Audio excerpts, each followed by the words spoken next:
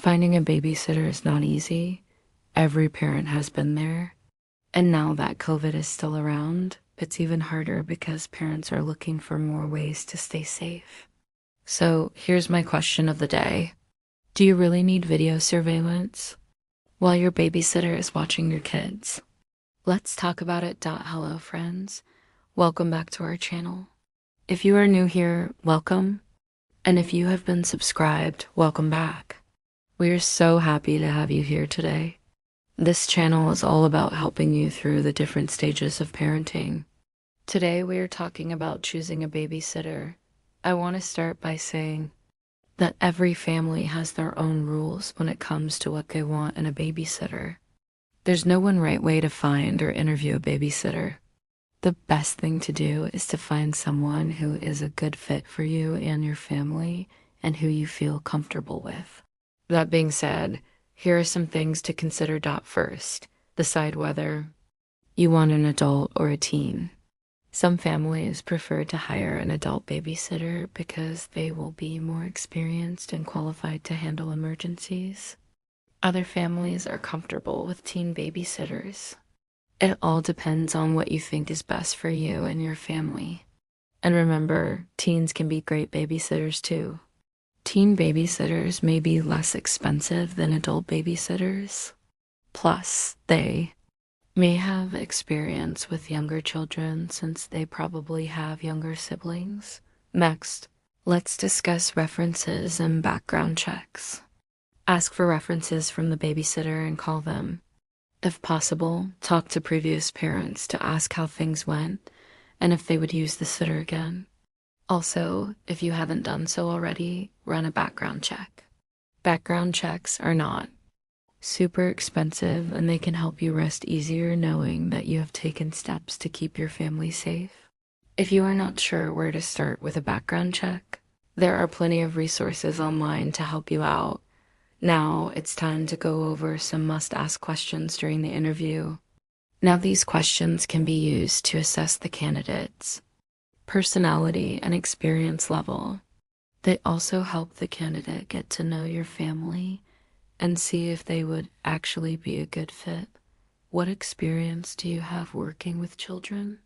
If this is your first time working with children, don't worry. It's okay to start off slow. But if you are hiring a babysitter for the first time, then you should ask them why they are interested in this job. Are they trying to save money for college? Do they have younger siblings at home?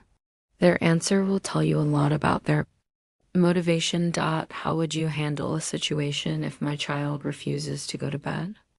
Good question. Ask the babysitter if they have experience dealing with bedtime battles. Find out what they would do if they were in that situation. And more importantly, listen to how they respond. An experienced babysitter might say something like, "I've had this happen before. What I did was this." A less experienced sitter might reply, I don't know what I would do. I'll just wait till you get home." If your kids are old enough, you might ask the babysitter to spend the night. That way they can deal with the situation on their own, and you can hear about it later. What would you do if my child got hurt while in your care? Accidents happen. Cuts and scrapes are bound to occur at some point. Knowing how your babysitter handles injuries will give you peace of mind. An ideal candidate will show compassion and have a plan of action ready. They will also take the necessary steps to stop the bleeding and clean up the wound. If the injury seems serious, they will know how to call 911 and provide basic information. To the dispatcher, inquire about the babysitter's first aid training. Any certification is a plus. Do you have a list of the things that you would do if you were babysitting my child? Asking this question will help you determine how much experience the babysitter has. An experienced babysitter will have a list of activities they enjoy doing with children. Some examples include arts and crafts, playing board games, or outdoor activities like biking or playing tag. If the babysitter gives you a generic answer, such as, "I'll just watch TV," then move on to another candidate. Can you handle food allergies? All families have different rules when it comes to food. Some parents allow their kids to eat junk food. Others only eat healthy foods. Knowing if the babysitter has experience handling food allergies will help you make a decision.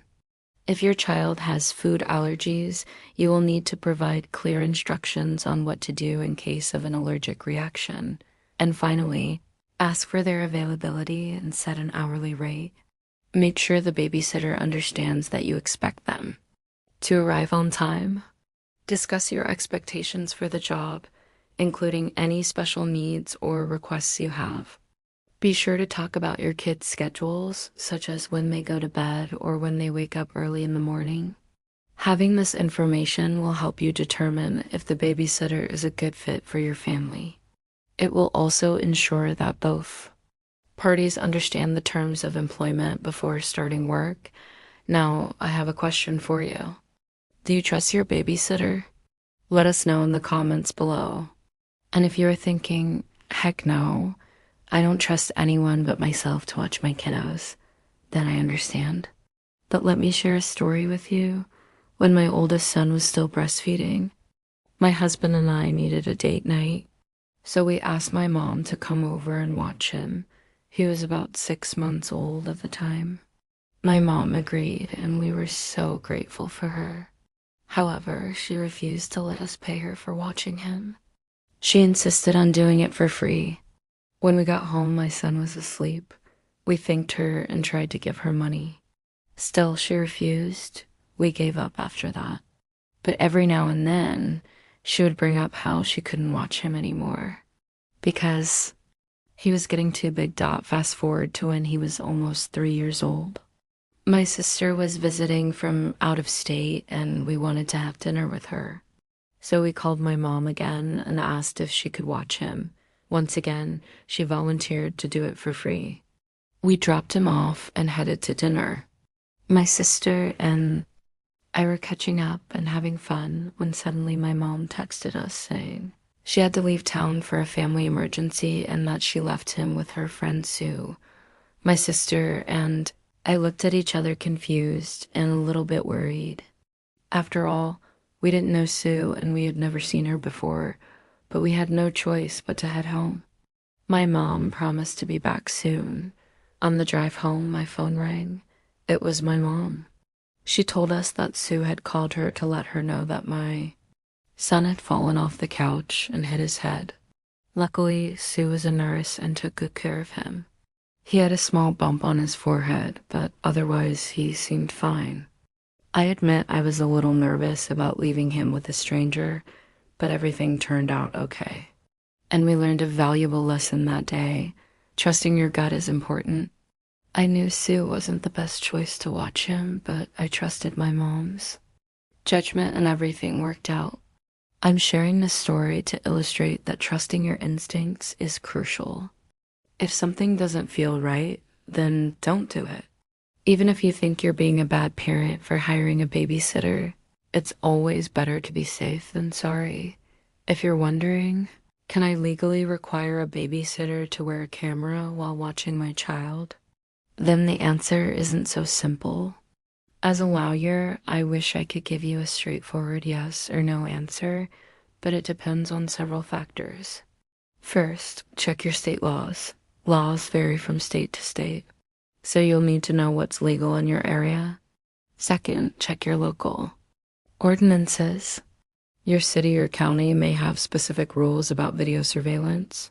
For example, some places require that all parties involved be notified and agree to filming. Third, check your babysitter's contract.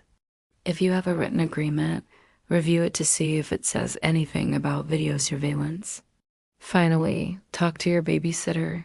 Have an open and honest conversation with your babysitter. Explain your reasons for wanting video surveillance and see how they feel about it. Here's what I recommend. If you want video surveillance, then hire a babysitter who is willing to comply. If they refuse, then find someone else. It's that simple. Don't try to trick your babysitter into wearing a camera. That's a violation of their privacy and it's illegal. Don't install a hidden camera without their knowledge either. That's also illegal, and it's unethical. Remember, you want to build a relationship of trust with your babysitter. That's it for today's video. Do you have any tips for finding a great babysitter? If so, please share them with us in the comment section below.